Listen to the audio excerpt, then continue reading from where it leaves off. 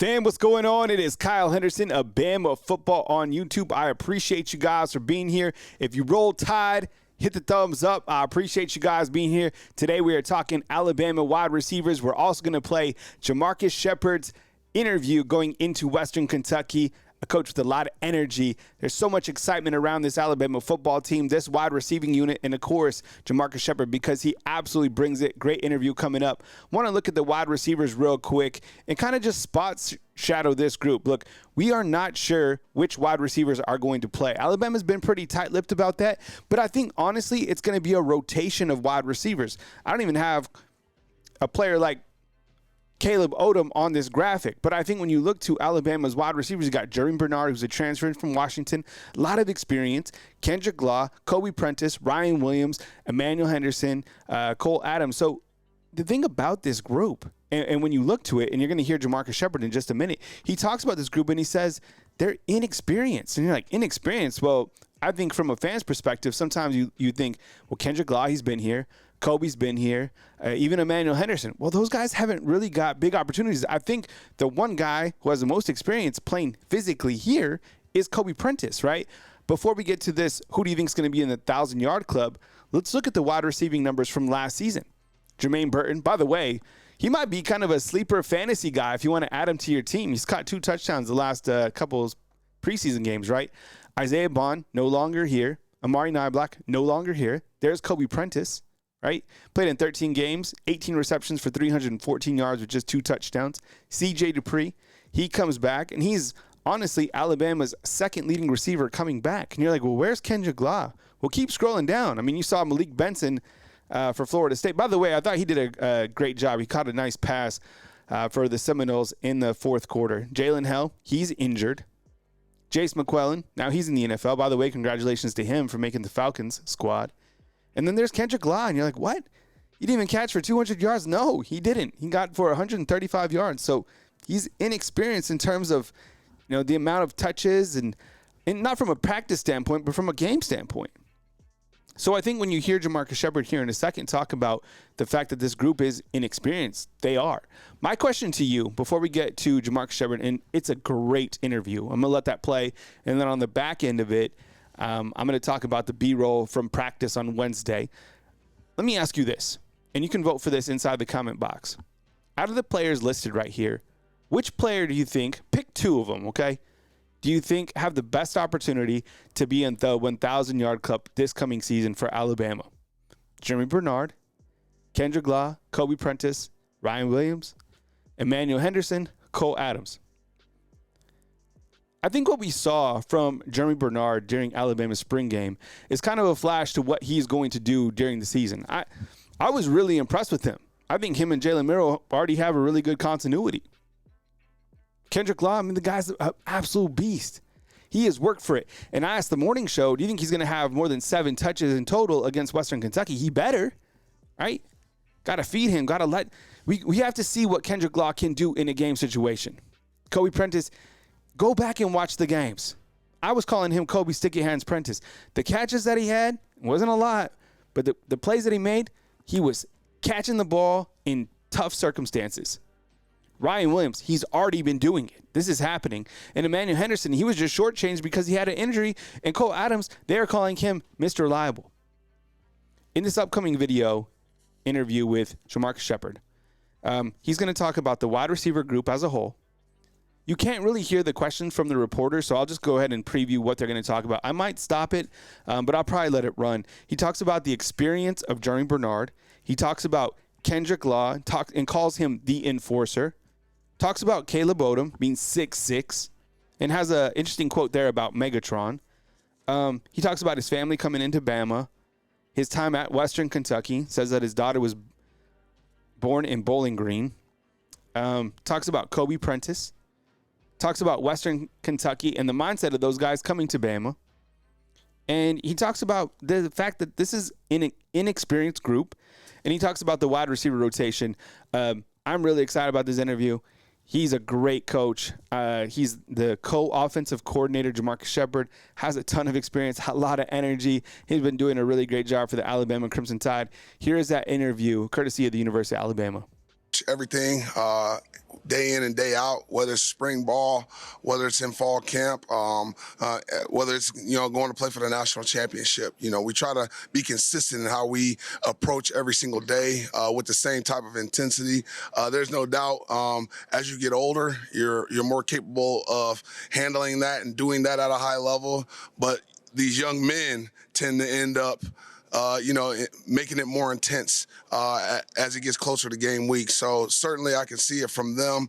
Their want and desire to get out there and physically impose their will on another opponent. You can definitely see that as the practices have gone on this week.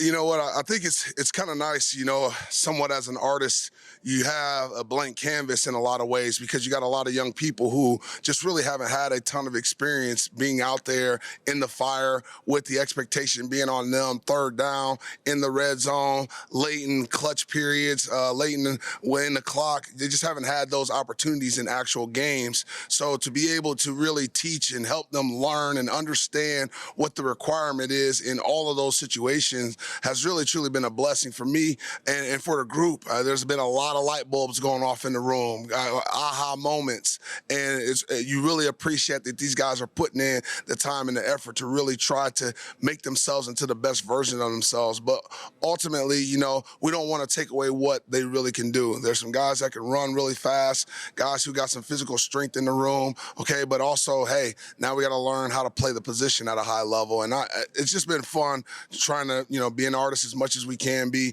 and make this group into a masterpiece.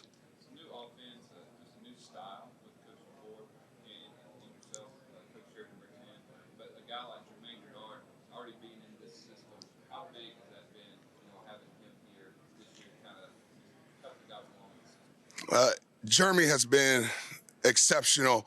His leadership with this group, with the entire team has been exceptional. He's really put himself out there in a lot of ways, in a way that he normally hadn't done that when we were at the prior place. And so this has been a moment for him to really push the envelope with his leadership amongst everyone that's involved on this entire football team. But ultimately, I think his knowledge and understanding of what it looks like, what it's supposed to look like, is extremely valuable for everybody involved.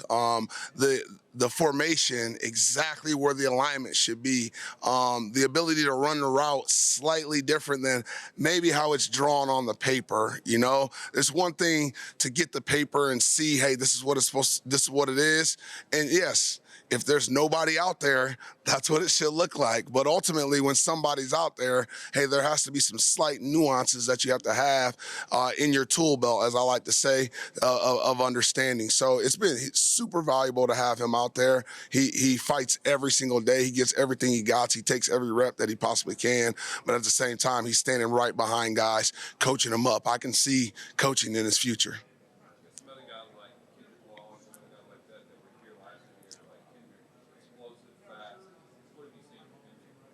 Kendrick has developed himself into being really our enforcer at the position. I take a lot of pride in the group really blocking on the perimeter and being violent in our blocking, but having tremendous technique. We were talking yesterday, all right, we all know who, all right, we all know how, but it's about who wants to block, Coach Gillespie was talking about it a ton, and of course in the receiver room, we're talking about it a lot. That's what it's all about. We know where to go. We know how the technique for it. Now it's about desire and want to. And that young man always has the desire and want to every single play, every single time, without exception, to block on the perimeter. So really can't tell you how much I appreciate him and how he brings that mentality to the group. I can always point to him and his actions more so than even what he says to let our guys know this is how it's done.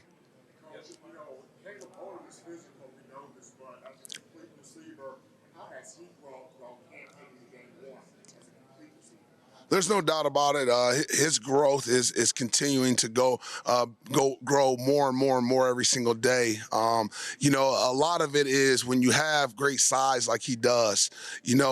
It's about being able to drop your weight violently and get in and out of breaks more efficiently, and that's harder. I mean, people who haven't been 6'6" don't know and understand that. I've never been 6'6", but I know what it's supposed to look like. It was something that some other receivers that I've had the pleasure of coaching, they had to learn it along the way too. One of the receiver coaches in the NFL coached Megatron, and that was something that he really, and I got a good relationship with him because of a prior guy, but he really pushed that on Megatron a ton to really be able to drop his weight violently.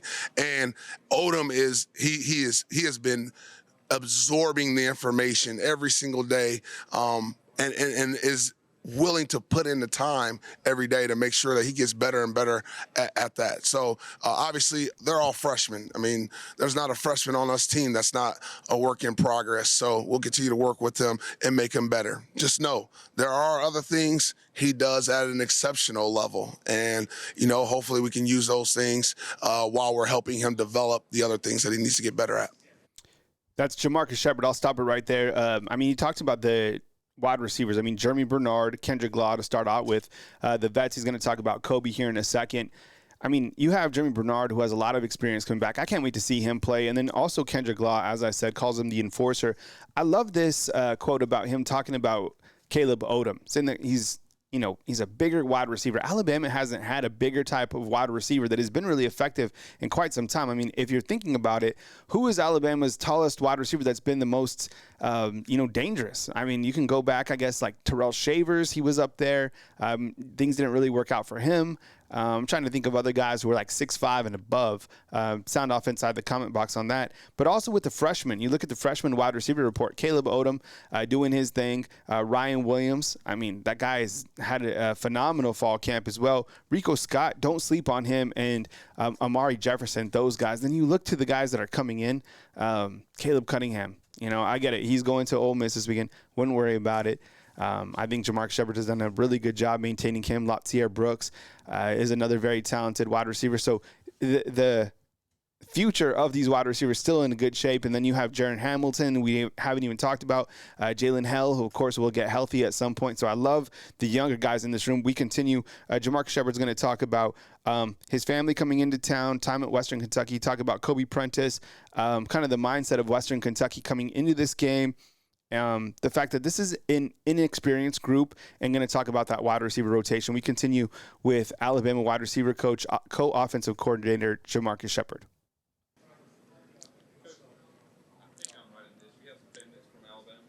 I do. Yes, I do. How excited are you for this first game in Bryant? Have you thought about it a whole lot? And I know it's probably going to mean a lot to your family for that first game in Bryant.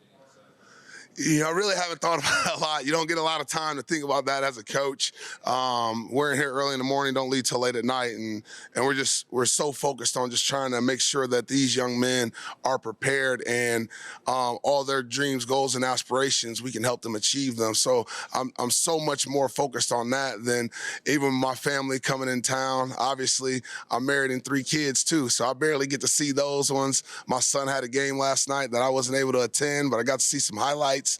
So again, I can't even attend his games, let alone be worried about who else is coming to the game. I'm worried about making sure that we do the right thing for the University of Alabama's football team, and that's what I'm going to spend most of my time on.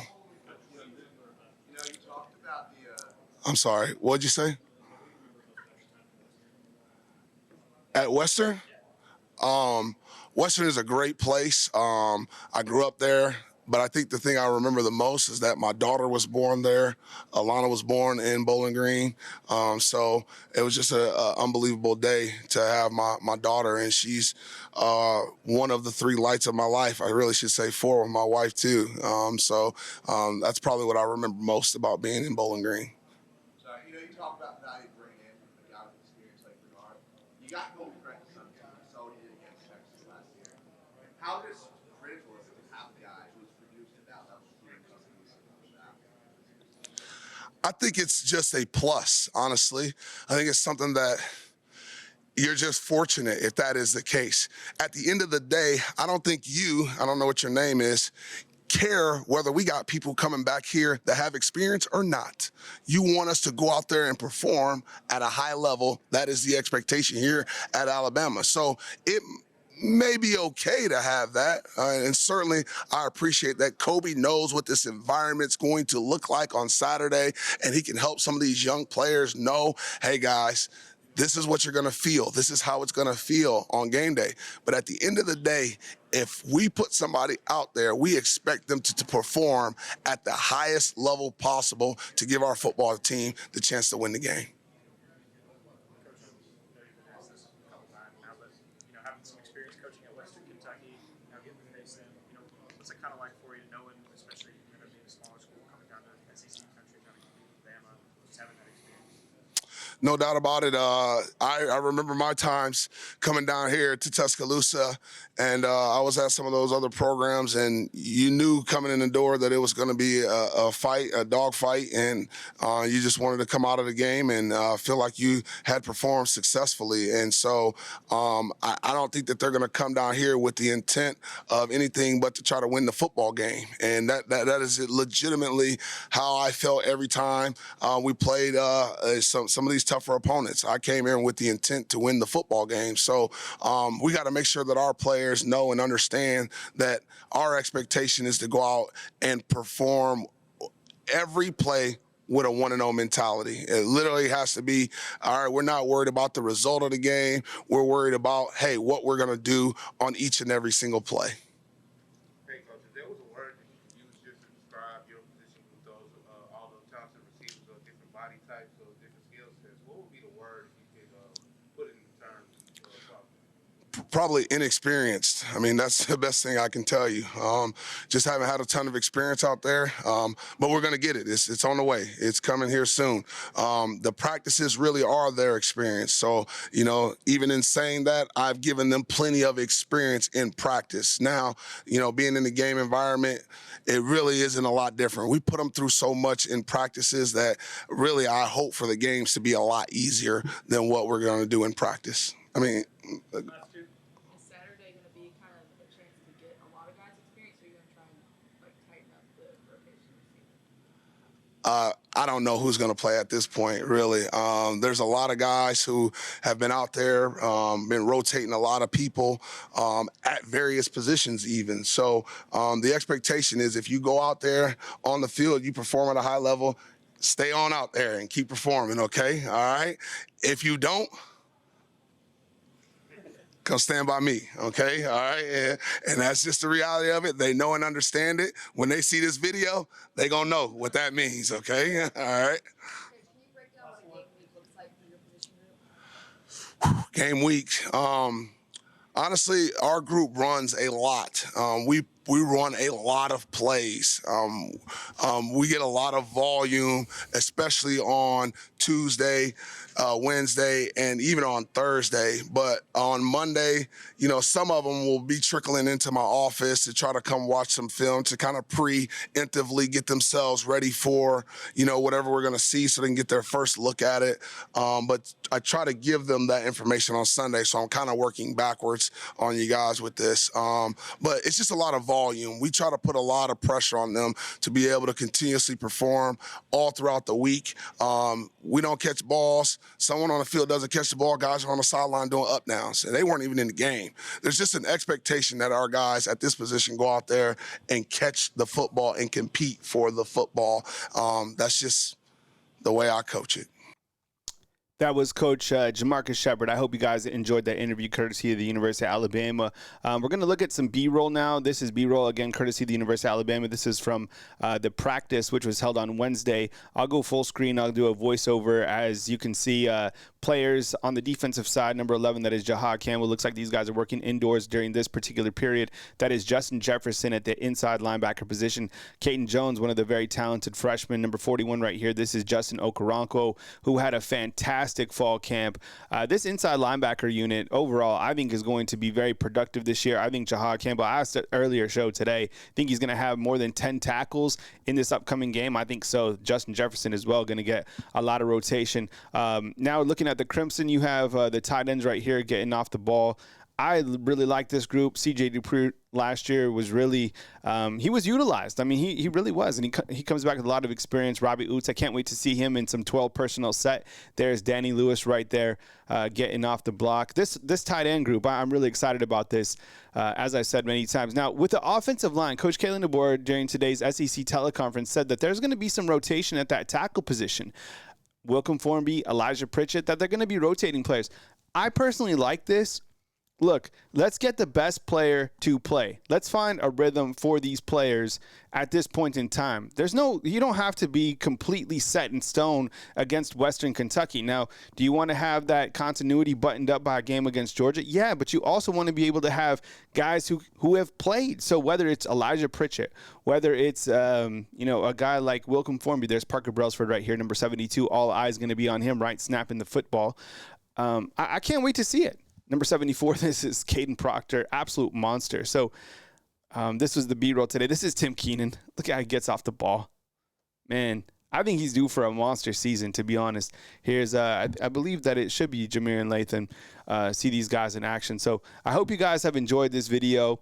I wanted to bring that Jamarcus Shepard video to you just because I think he's done such a great job for the University of Alabama early on, and you're going to continue to see those wide receivers really ball out. So let me go back before I go and ask you guys one more time, which wide receiver, you could pick two of them, do you think will make the 1,000-yard club this year for the Alabama Crimson Tide? A, Germie Bernard, B, Kendrick Law, C, Kobe Prentice, D, Ryan Williams, E, Emmanuel Henderson, or F, that is for Cole Adams. And then this screen was from last year. One more time. These are the receivers who caught the most yards for Alabama. Jermaine Burton with 798. They didn't have a 1,000-yard wide receiver. Isaiah Bond, 668. I think these numbers will greatly increase this coming season. I can't wait to see it. And then here's kind of a look at the depth chart. Again, as you just heard from JaMarcus Shephard, and I don't think he was kind of, like hiding stuff behind the vest. I think there's going to be a heavy rotation of these wide receivers. So can't wait to see him. Can you imagine if like Ryan Williams scores a first touchdown? People are going to go crazy, right? I love you guys. Thank you very much for watching this video tonight. Remember, you also had the Hey Coach Show, a lot of coverage right here on Bama Football on YouTube. Please hit the thumbs up and think about becoming a fan funder. Only $2.99 to support the product right here on Bama Football on YouTube. Super Chats also greatly appreciated. One more time from beautiful Tuscaloosa, Alabama, Kyle Henderson of Bama Football on YouTube. Could I get a Roll Tide inside the comment box? I will see you live 9 a.m. on Thursday morning. Take your calls, get some score predictions as we continue to inch closer to this Week 1 matchup between the Alabama Crimson Tide and Western Kentucky right here on Bama Football on YouTube. See you, fam.